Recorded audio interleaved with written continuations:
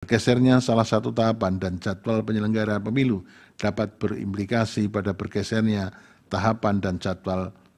berikutnya. Tahapan dan jadwal penyelenggaraan pemilu sebagaimana telah ditetapkan tersebut juga telah mengakomodir adanya alokasi waktu untuk kemungkinan pemilu presiden dan wakil presiden putaran kedua.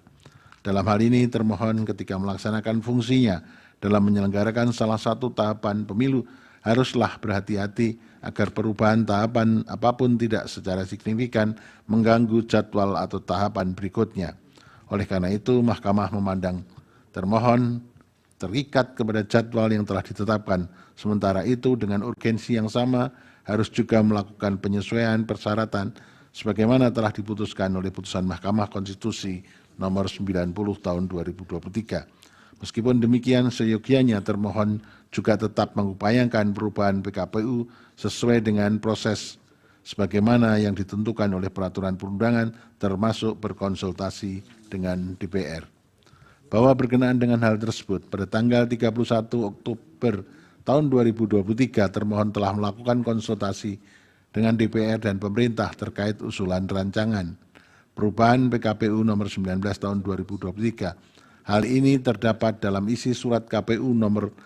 4.338 dan seterusnya tahun 2023 bertanggal 1 November tahun 2023 perihal permohonan harmonisasi rancangan peraturan KPU tentang perubahan atas peraturan Komisi Pemilihan Umum nomor 19 tahun 2023 tentang pencalonan peserta pemilihan umum presiden dan wakil presiden yang di dalamnya antara lain mengatakan bahwa termohon telah melaksanakan konsultasi dengan DPR dan pemerintah melalui rapat dengar pendapat atau RDP pada hari Selasa 31 Oktober tahun 2023.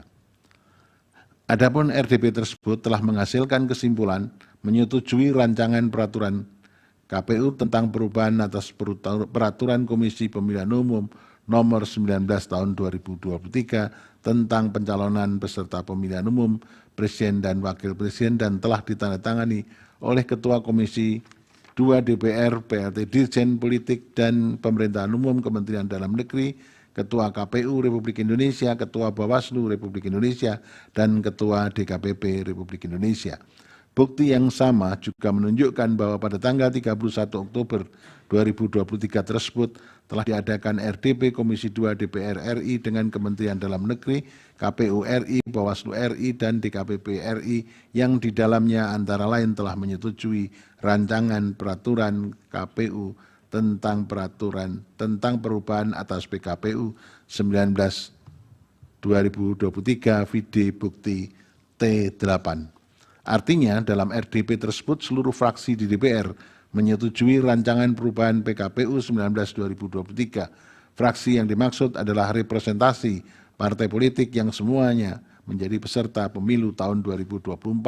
di mana masing-masing partai tersebut berhak dan memiliki potensi untuk mencalonkan pasangan calonnya dalam pemilihan presiden dan wakil presiden tahun 2024 sepanjang memenuhi ketentuan Undang-Undang Pemilu. Secara faktual, tidak terdapat satupun bukti yang menunjukkan adanya partai politik yang menolak atau memberi catatan atas perubahan PKPU 19 tahun 2023.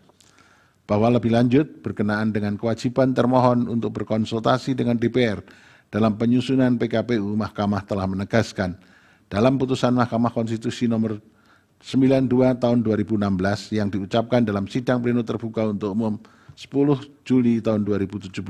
dan putusan Mahkamah Konstitusi nomor 78 tahun 2022 yang diucapkan dalam sidang pleno terbuka untuk umum pada tanggal 29 September tahun 2002 yang dalam pertimbangannya antara lain menyatakan dan seterusnya dianggap telah diucapkan bahwa pertimbangan hukum tersebut menegaskan konsultasi dengan DPR merupakan salah satu syarat wajib bagi termohon untuk melakukan perubahan PKPU, sekalipun hasil konsultasi bersifat tidak mengikat termohon. Di satu sisi termohon harus menunggu hasil konsultasi dengan DPR untuk melakukan perubahan PKPU, namun di sisi yang lain tenggat waktu pendaftaran pasangan calon sudah harus ditutup pada tanggal 25 Oktober tahun 2023 agar termohon dalam melanjutkan tahapan pemilu tahun 2024. Bahwa berkenaan dengan hal itu pula, pada tanggal 1 November tahun 2023, termohon bersama Direktur Jenderal Peraturan Perundangan,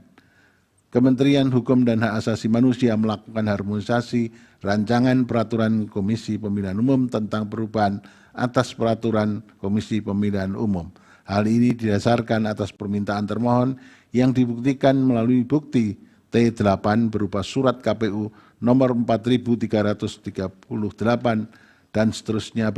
tahun 2023. Bertanggal 1 November tahun 2023, perihal permohonan harmonisasi rancangan peraturan KPU tentang perubahan atas peraturan Komisi Pemilihan Umum nomor 19 tahun 2023 tentang pencalonan peserta pemilihan umum Presiden dan Wakil Presiden.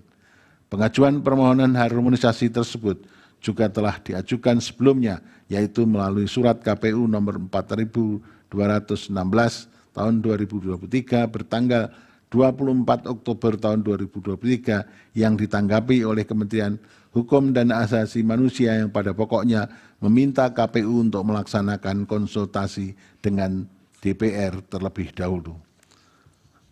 Bahwa kemudian pada tanggal 3 November 2023 diterbitkan Peraturan Komisi Pemilihan Umum nomor 23 tahun 2023 tentang perubahan atas Peraturan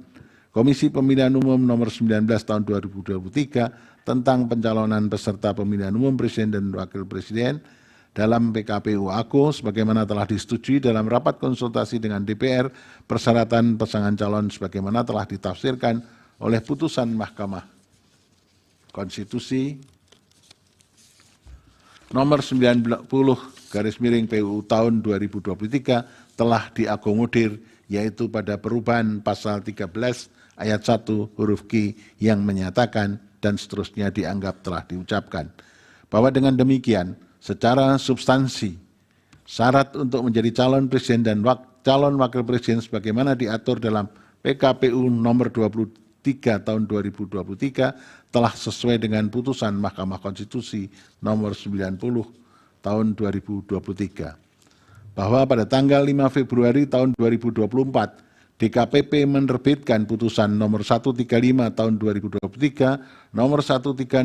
tahun 2023, nomor 137 tahun 2023, dan nomor 141 tahun 2023. Putusan tersebut menyatakan bahwa tindakan KPU yang mendahulukan tindakan administrasi merupakan pelanggaran kode etik karena tidak sesuai dengan tata kelola administrasi tahapan pemilu dan bertentangan dengan ketentuan Peraturan Komisi Pemilihan Umum dan Undang-Undang Pemilu. Sebagai konsekuensinya, telah terjadi pelanggaran etik yang berujung pada penjatuhan sanksi berupa peringatan keras dan sanksi peringatan keras terakhir terhadap komisioner KPU oleh DKPP.